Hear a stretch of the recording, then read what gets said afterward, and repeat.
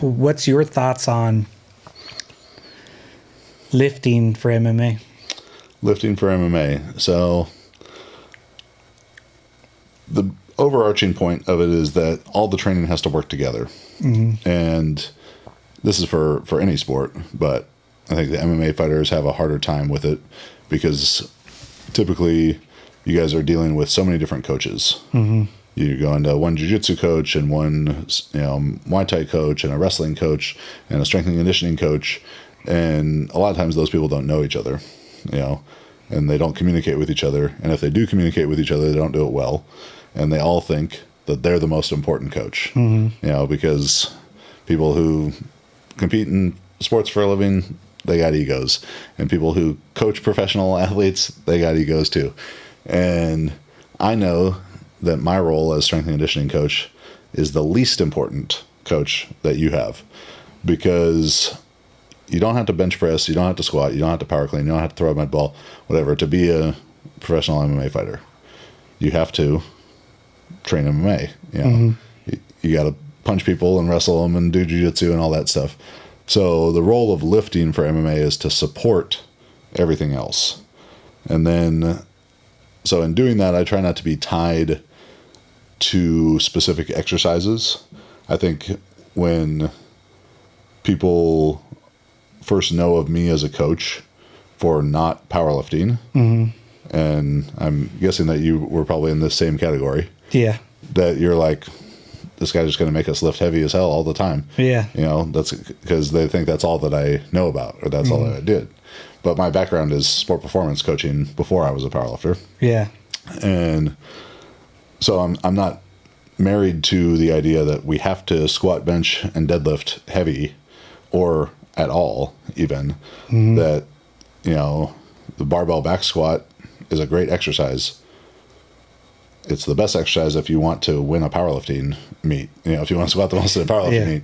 But until they start throwing barbells into the ring for you guys, it doesn't matter. So if it's belt squat or front squat or goblet squat or split squat or whatever, do something that you can create some, produce some force in, that you can do safely. Because if there's one thing about MMA fighters, it's your bodies are all fucked up. You're remarkably healthy for a 40-year-old professional MMA fighter.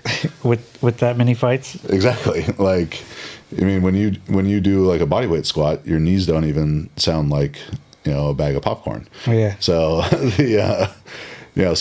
so choosing exercises that allow you guys to work around whatever is going on in a bigger long-term sense. And then even that day, if Danny comes in and he feels all run down from that day, then okay, maybe, it's reducing the load, it's reducing the volume, it's changing exercise that maybe is a quote unquote easier exercise, but he can do it, a little bit more comfortably for the day and try hard at it that day. And then, beyond that, it's let's move some stuff fast, your body fast, first off, jumping, then throwing medicine balls is going to be, such a simple exercise to learn, where you're producing a ton of force and, releasing a true explosive exercise.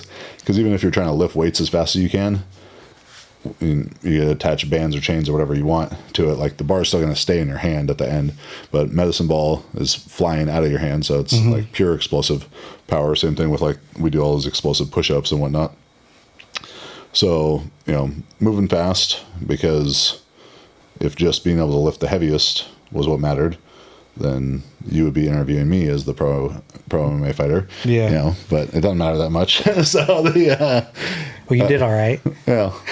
I almost had to debut that time down at Gladiator, but you should have. That would have been for a better story. That would have been a better story. Yeah. But almost. Yeah. But so doing, moving fast, doing enough heavy stuff to support that, but it's not a strength sport. So the diminishing returns for heavy strength training is pretty early, and, increasing some injury risk with that. And then, knowing where lifting fits in the role to it. You can't it's got to support the other training. It can't take energy away from it.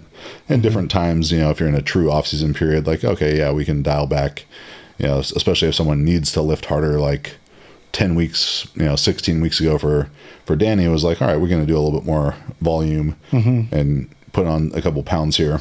But, you know, early when I first started training jiu-jitsu and MMA guys in like 2009, 2010, it was just like, let's fucking crush them with the gnarliest conditioning circuits. Yeah. And this is going to make a really cool YouTube video, you know.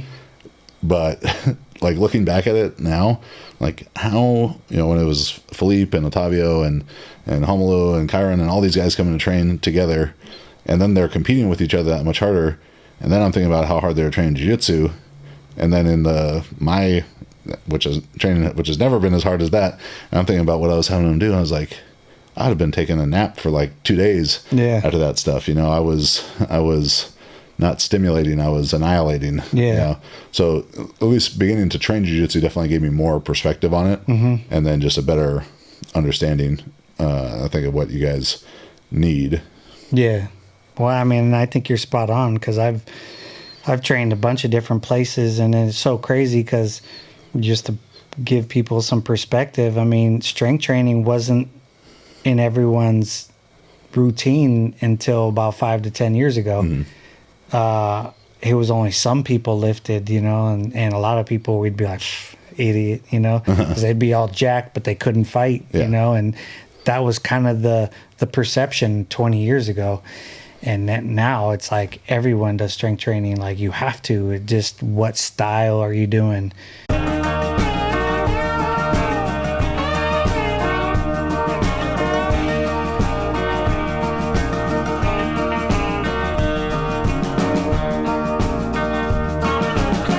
Welcome to Beers with Chad.